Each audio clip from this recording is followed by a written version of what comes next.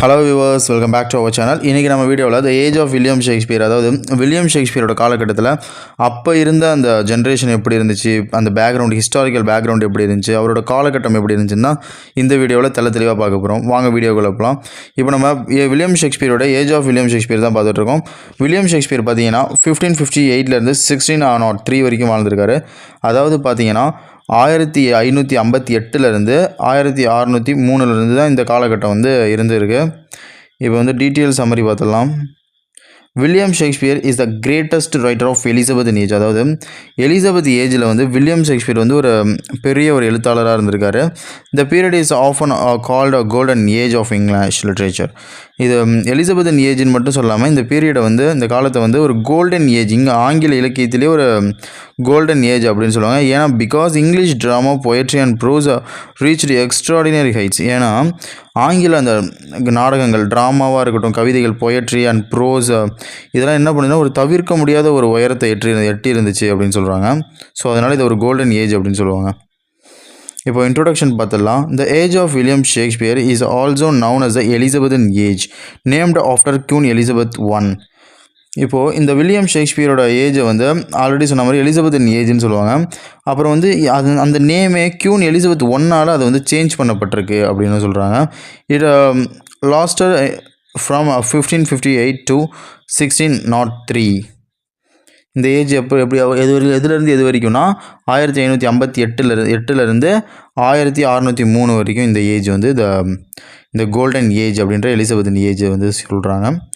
It was a period of, இந்த காலகட்டம் எதெல்லாம் நோக்கி இருக்குது, ஃபோக்கஸ் பண்ணியிருக்குன்னா பீஸ் அண்ட் ப்ராஸ்பரிட்டி. அதாவது ரொம்ப அமைதியாக, ரொம்ப பொறுமையான, வளங்கள் நிறைந்த ஒரு காலமாக இருந்திருக்குன்னு சொல்கிறாங்க. அண்ட் நேஷ்னல் ப்ரைடு, அந்த நேஷ்னல் மேலே அவங்களுக்கு ஒரு ப்ரைடு இருந்ததாகவும் சொல்கிறாங்க. அண்ட் எக்ஸ்ப்ளோரேஷன் அண்ட் டிஸ்கவரிஸ், நிறையா டிஸ்கவர் பண்ணியிருக்காங்க, நிறைய ஆராய்ச்சி நடந்திருக்கு.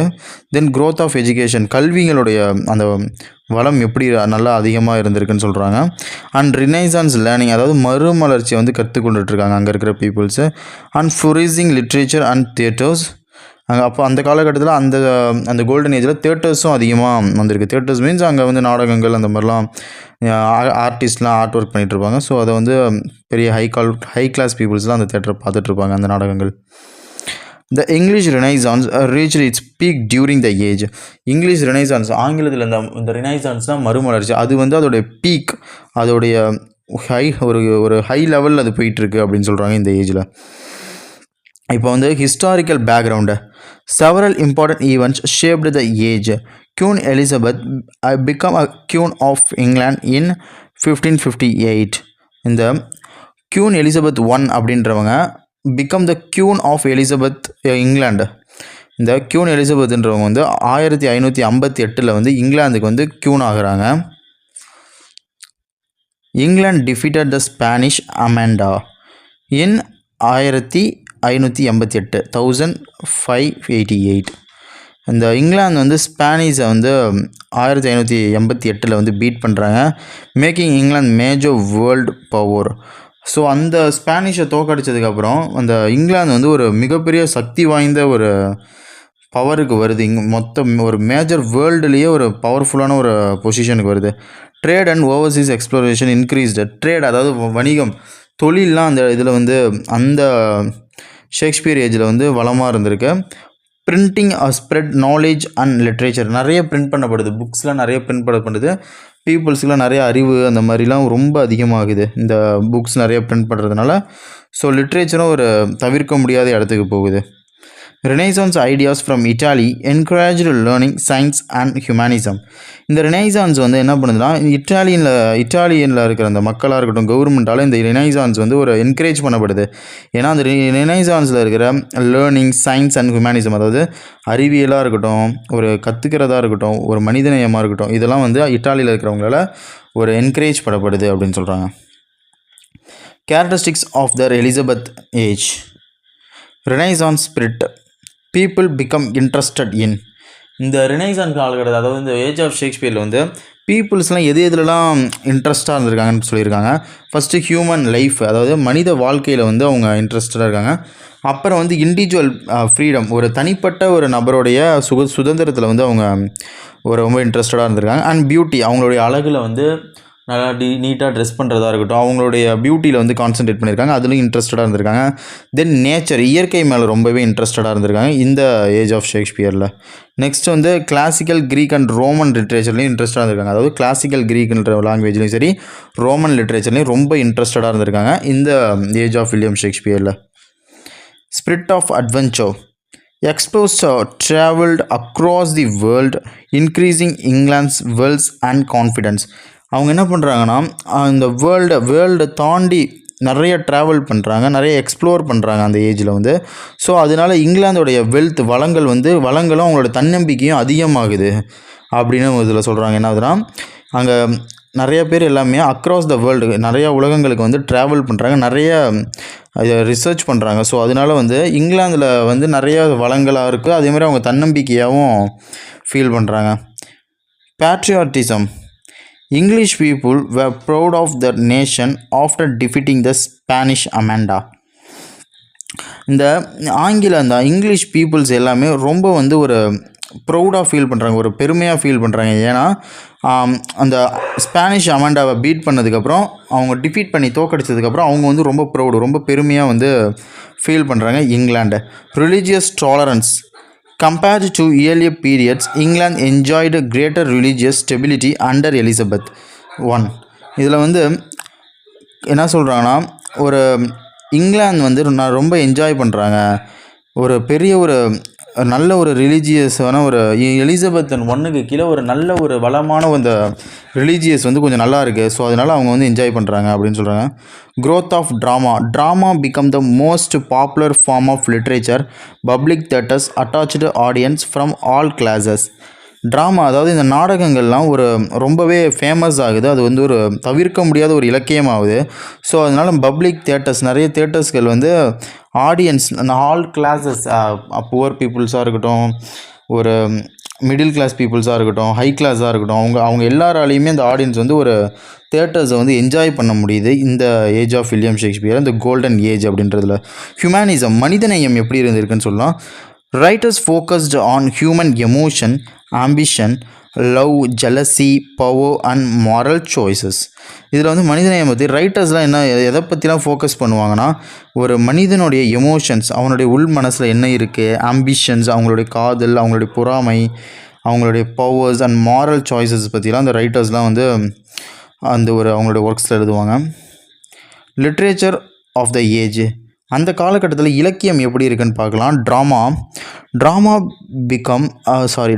Become the greatest literary achievements. நாடகங்கள்லாம் ஒரு மிகப்பெரிய சாதனைகளை பண்ணுது அப்படின்னு சொல்கிறாங்க. தென் மேஜர் ட்ராமாட்டிஸ்ட், அந்த காலத்தில் அந்த ஏஜில் இருந்த மேஜர் ட்ராமாட்டிஸ்ட்டில் வந்து நம்பர் 1 இருந்தவர் வந்து வில்லியம் ஷேக்ஸ்பியர். நெக்ஸ்ட் வந்து Christopher Marlowe, Ben Jonson, Thomas Kyd, இவங்களாம் தான் ஒரு ட்ராமாட்டிஸ்ட், ஃபேமஸ் ட்ராமாட்டிஸ்டாக இருந்திருக்காங்க. டைப்ஸ் ஆஃப் பிளேஸ்லாம் என்னன்றது பார்த்தீங்கன்னா, ட்ராஜடினா அது சோகத்தில் முடியும், அது இருந்திருக்கு. நெக்ஸ்ட்டு காமெடி, அது காமெடி வழக்கமான நகைச்சுவை. தென் ஹிஸ்ட்ரி, வரலாறு. அப்புறம் ரொமான்ஸ், இந்த நேச்சரை லவ் பண்ணுறதா இருக்கட்டும், இல்லை lovers between the romance, whatever. Next வந்து poetry flourished during the period. Important poets Edmund Spenser, Philip Sidney, William Shakespeare. அந்த பொயட்ரியில் வந்து யாரெல்லாம் ஃபேமஸாக இருந்திருக்காங்கன்னு பார்த்தீங்கன்னா, Edmund Spenser, Philip Sidney, William Shakespeare, இவங்கெல்லாம் ஃபேமஸாக இருந்திருக்காங்க. நெக்ஸ்ட்டு பாப்புலர் ஃபார்ம்ஸ் வந்து என்னென்ன பாப்புலராக இருந்திருக்குன்னு பார்த்தா, sonnet, narrative poems, pastoral poetry, இதெல்லாம் தான் அந்த ஃபார்மில் வந்து இதெல்லாம் ஃபேமஸாக இருக்குது. சானட், நெரேட்டிவ் போம்ஸ், அந்த போஸ்டல் பொயட்ரி.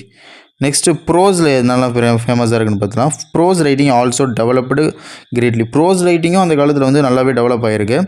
அதில் யார் ஃபேமஸாக இருக்குன்னு பார்த்தீங்கன்னா, ஃப்ரான்சிஸ் பேக்கன், ரிச்சர்ட் ஹூக்கர், இவங்க 2 பேரும் ஃபேமஸாக இருக்காங்க. அடுத்து வந்து subjects included essays, philosophy, religion, politics, history. சப்ஜெக்டும் இந்த பாடப்பகுதிகளும் அதில் ஃபேமஸாக இருக்குது. எஸ்ஏஸாக இருக்கட்டும், ஃபிலாசபியாக இருக்கட்டும், ரிலீஜியனாக இருக்கட்டும், பாலிட்டிக்ஸாக இருக்கட்டும், ஹிஸ்ட்ரி, இது எல்லாமே ஃபேமஸாக இருக்குது.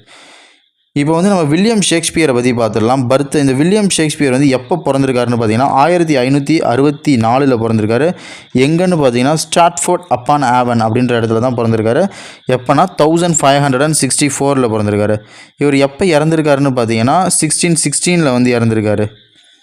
Next titles. இவருக்கு என்னென்ன டைட்டில்ஸ், இவருக்கு என்னென்ன பேர்லாம் கொடுத்துருக்காங்கன்னு பார்த்தீங்கன்னா, பேர்ட் ஆஃப் ஆவன்ற பேர் கொடுத்துருக்காங்க, நேஷ்னல் போய்ட் ஆஃப் இங்கிலாண்டுன்ற பேர் கொடுத்துருக்காங்க. இவரோட ஒர்க்ஸ்லாம் என்னென்னு பார்த்துடலாம். He wrote approximately 37 plays, 154 sonnets, 2 narrative poems. இந்த வில்லியம் ஷேக்ஸ்பியர் ஒட்டுமொத்தமாக 37 பிளேஸ், அதாவது ட்ராமா எழுதியிருக்காரு. தென் 154 சானட்டுகள் எழுதியிருக்காரு. 2 நெரேட்டிவ் போம்ஸ் எழுதியிருக்காரு.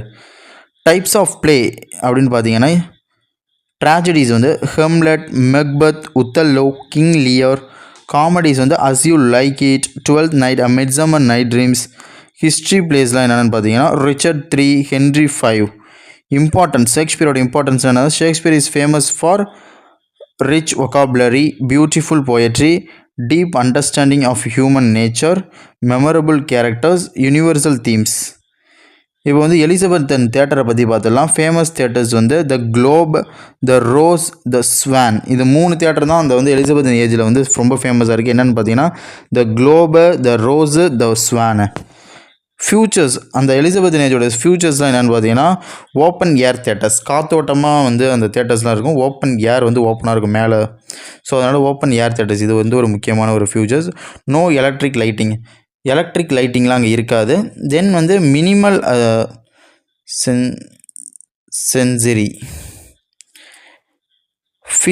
Female roles were performed by boys. அங்கே வந்து பெண் கதாபாத்திரம் நடிப்பாங்களா, அதுவும் வந்து பசங்க தான் நடிப்பாங்க, பாய்ஸ் தான் நடிப்பாங்க. அங்கே வந்து பெண் நடிக்க மாட்டாங்க. ஸோ இதுவும் ஒரு futures. Large audience from all social class, எல்லா சோஷியல் கிளாஸ், அதாவது அப்பர் பீப்புளாக இருக்கட்டும், லோயர் கிளாஸாக இருக்கட்டும், மிடில் கிளாஸாக இருக்கட்டும், எல்லாருக்கும் அங்கே ஒரே மாதிரி நடத்தியிருக்காங்க. Then important themes writers explored: love, revenge, ambition, jealousy, power, loyalty, friendship, honor, fate, human emotion. இதெல்லாம் வந்து எப்படி சொல்கிறதுனா, ஒரு ரைட்டர்ஸ் வந்து என்னென்னலாம் எக்ஸ்ப்ளோர் பண்ணியிருக்காங்கன்னா, love, revenge, ambition, jealousy, power, loyalty, friendship, honour, fate, human emotions. Next வந்து அச்சீவ்மெண்ட்ஸ் ஆஃப் த ஏஜ். அந்த ஏஜ் அதை வந்து சாதனைகள்லாம் என்னென்ன ஏற்பட்டிருக்குன்னு பார்க்கலாம். English drama reached perfection. English ஆங்கில நாடகங்கள்லாம் வந்து ஒரு பெரிய நல்ல ஒரு பர்ஃபெக்டாக இருந்திருக்கு அந்த மாதிரி ஒரு சொல்கிறாங்க. Poetry become highly artistic. கவிதைகள்லாம் ஒரு மிகப்பெரிய ஒரு கலைத்தன்மையாக இருக்குதுன்னு சொல்கிறாங்க. Prose develop rapidly. The English language become richer. ஆங்கில மொழி வந்து ஒரு பணக்கார மொழியாக இருக்குது. Theatre become a major form in entertainment. ஒரு என்டர்டைன்மெண்ட், அதாவது ஒரு பொழுதுபோக்காக இருந்திருக்கு தேட்டர்ஸ்லாம். English literature gained worldwide recognition. அதாவது ஆங்கில இலக்கியம் வந்து உலகளாவியலில் வந்து ஒரு மிகப்பெரிய ஒரு ரெகக்னேஷனை பெற்றிருக்கு. அவ்வளோதான். இப்போ லாஸ்ட்டாக கன்க்ளூஷனுக்கு வந்திருக்கோம். The age of William Shakespeare is remembered as the golden age of English literature.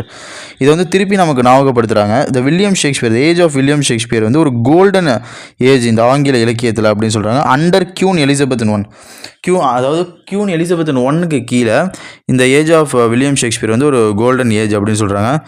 England experienced peace.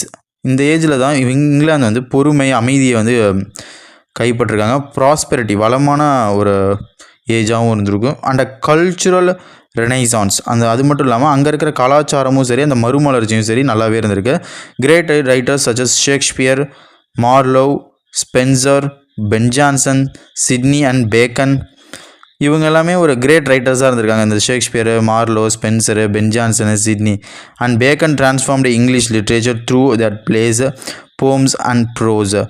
இந்த ப்ரோஸு, போம்ஸு இதனாலலாம் இவங்கெல்லாம் வந்து ஒரு பெரிய ரைட்டர்ஸாக இருக்காங்க. Shakespeare remains the greatest dramatist in English literature because of his timeless works. So இந்த timeless work, இந்த ஒர்க்குகளால் ஷேக்ஸ்பியர் வந்து ஒரு ஃபேமஸான ட்ராமாட்டிஸ்ட்டாக அறியப்படுறாரு. And unforgettable characters and profound understanding the human nature.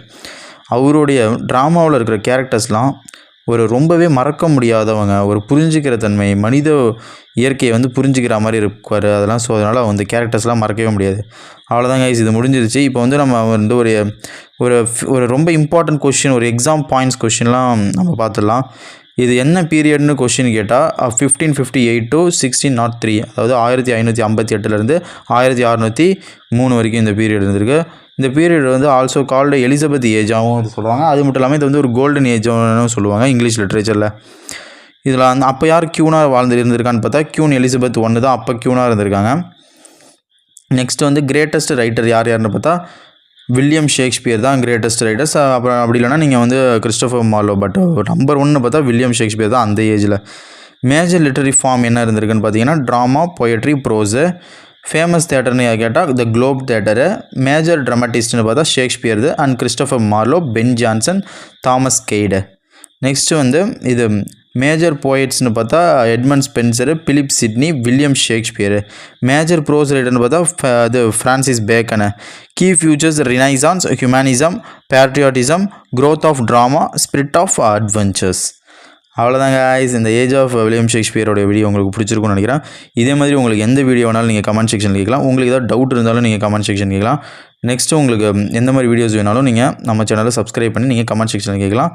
So இதே மாதிரி ஒரு நெக்ஸ்ட் வீடியோவில் பார்க்கலாம். Okay guys, bye.